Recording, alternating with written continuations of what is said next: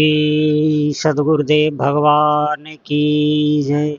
श्री सीताराम सरकार की जय। श्री राधा रमण लाल की जय। श्री गौरी शंकर महादेव की जय। सभी उपासकों को कोटि कोटि प्रणाम।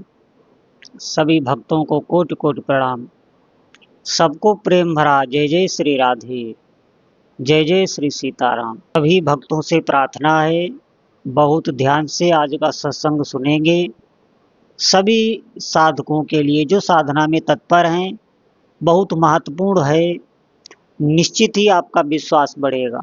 आपकी साधना की, आपकी जीवन की सभी बाधाओं का अंत होगा और भगवान के चरणों में जो भी आपके इष्ट देव हैं, आप जिनकी भी आराधना कर रहे हैं, उनके चरणों में आपका दृढ़ भाव बढ़ेगा, विश्वास बढ़ेगा, आपका उत्साह बढ़ेगा और जो संशय बन जाते हैं, जो अश्रद्धा हो जाती है, वो आपकी नष्ट होगी।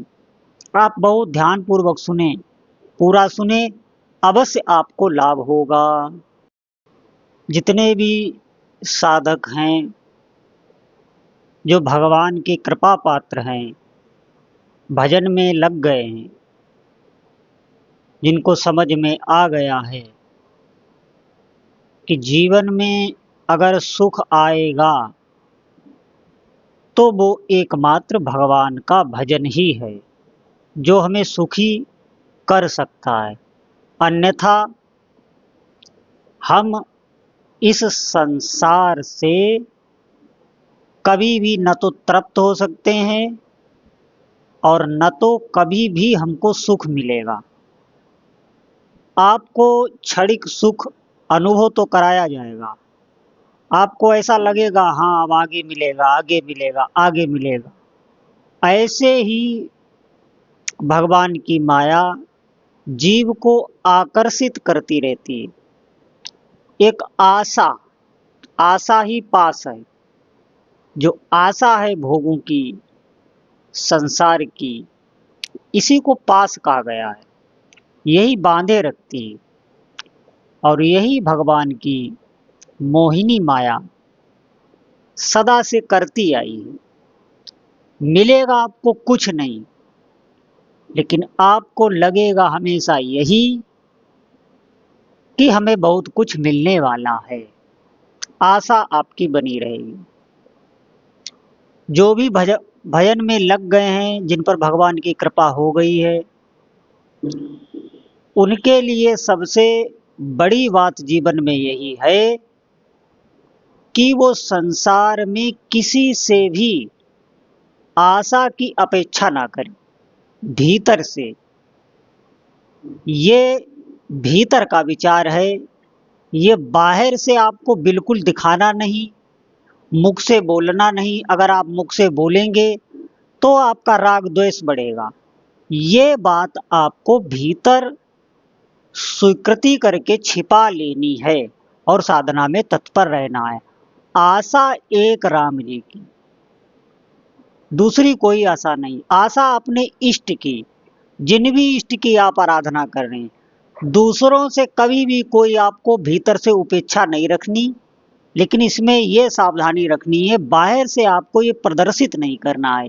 जो भी आपको माहौल, जो भी मिला है, जो भी घर परिवार, जैसे भी आप हो, वहाँ कार्यरत रहें, वहीं डटे रहें। भागना नहीं है, भागने से आपको कुछ भी हासिल नहीं होगा। भागने से आप कर्तव्य विमूढ़ माने जाएंगे। वहीं पर रह के आपको सिर्फ भगवान पर ही निर्भर रहना है। प्रभु कभी ये नहीं देखते ये जीव कितना मलिन है, कितना पापाचारी है, कैसी इसकी आदतें हैं, ये क्या कर रहा है। अगर वो किसी सत्संग के माध्यम से, किसी शास्त्र के माध्यम से, किसी संत के माध्यम से, किसी भक्त के माध्यम से भगवान की शरण में चला गया है और उसने भीतर से ये स्वीकृति कर ली है कि मुझे भगवान का भजन करना है, सभी कार्य करते हुए वो भगवान का भजन कर रहा है और भगवान के चरणों में शरण चाहता है। ऐसा अगर कोई जीव है, ऐसा कोई साधक है, तो उस साधक को चाहिए कि वो अपने प्रभु पर ही निर्भर रहे। आप देखना, जितने भी लोग साधना करते हैं, आप इस बात पर ध्यान देना, जब भी आपके जीवन में कोई संकट आता है, कोई अशुभ आता है, कोई ऐसी प्रतिकूलता आती है जो आपको अच्छी नहीं लगती, तब आपकी दृष्टि कहाँ जाती है? संसार में किसी के पास जाती है कि यहाँ से हमें इस समय ऐसी विपत्ति काल में यहाँ से हमें कुछ मिलेगा। संसार में किसी व्यक्ति के पास जाती है या अपने इष्ट देव पर जाती है। जिन साधकों की दृष्टि सीधे अपने इष्ट देव पर जाती है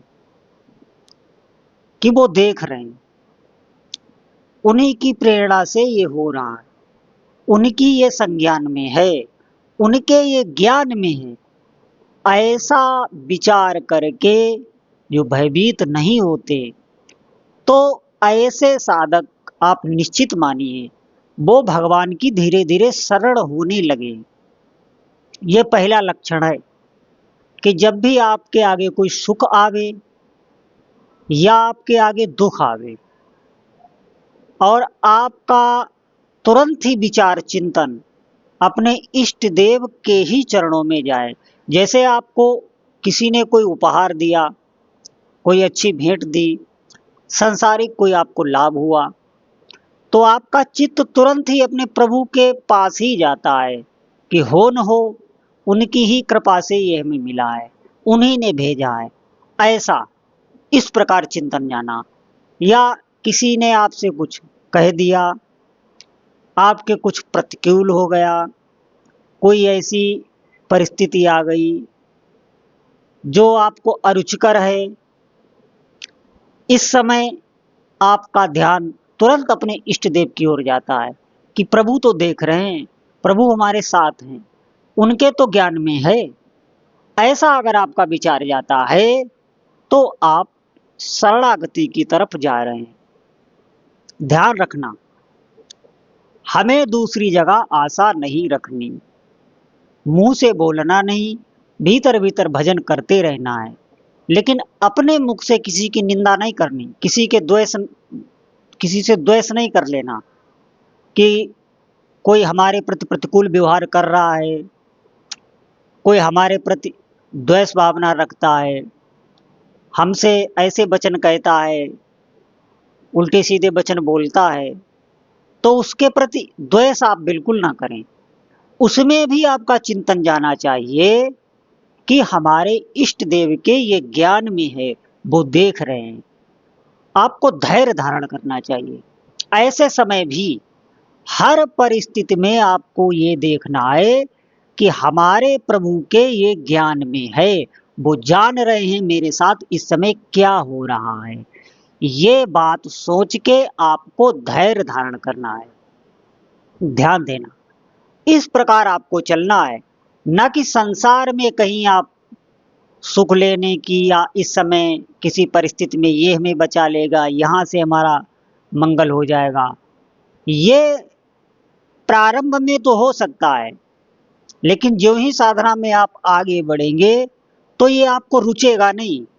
और ऐसे साधक ही भगवान को प्रिय लगते हैं, क्योंकि भगवान भी चाहते हैं कि साधक के भीतर ये आ जाए, मेरे तो गिरधर गोपाल और दूसरों ना कोई।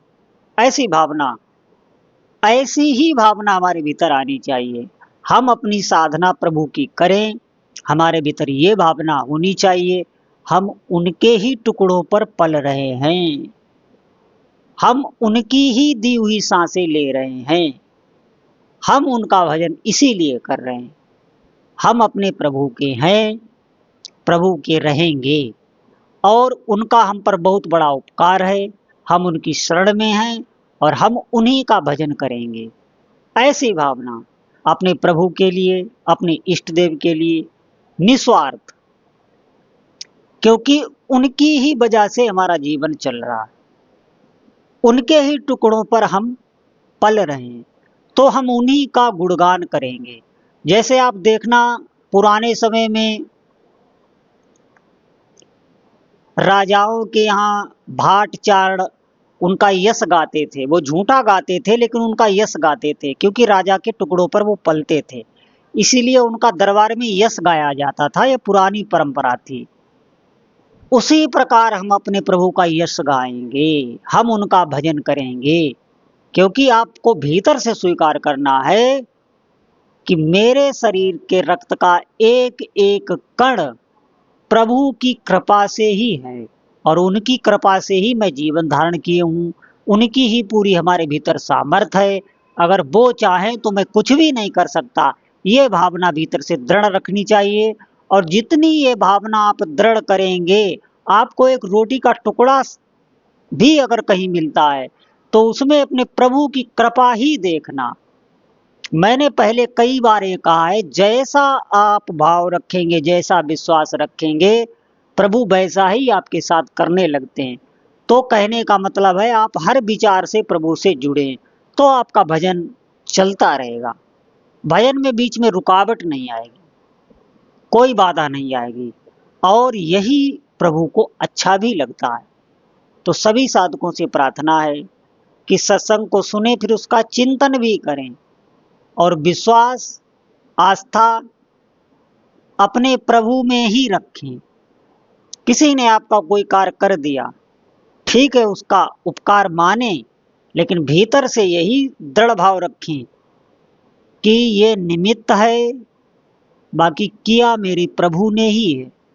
उनकी कृपा से ही ये वस्तु मिली है, ये व्यक्ति मिला है। ऐसा दृढ़ भाव भीतर बढ़ाते जाएं, तो आपका जीवन धन्य हो जाएगा, आपकी साधना बढ़ने लगेगी, आपके जो भी साधना में रुकावट है दूर होने लगेगी। ऐसे साधक की प्रभु सहायता करने लगते हैं। तो सभी साधकों से प्रार्थना है, अधिक से अधिक भगवान नाम जप करें और अपने चित्त को निर्मल करें। बोलो जय जय श्री सीताराम।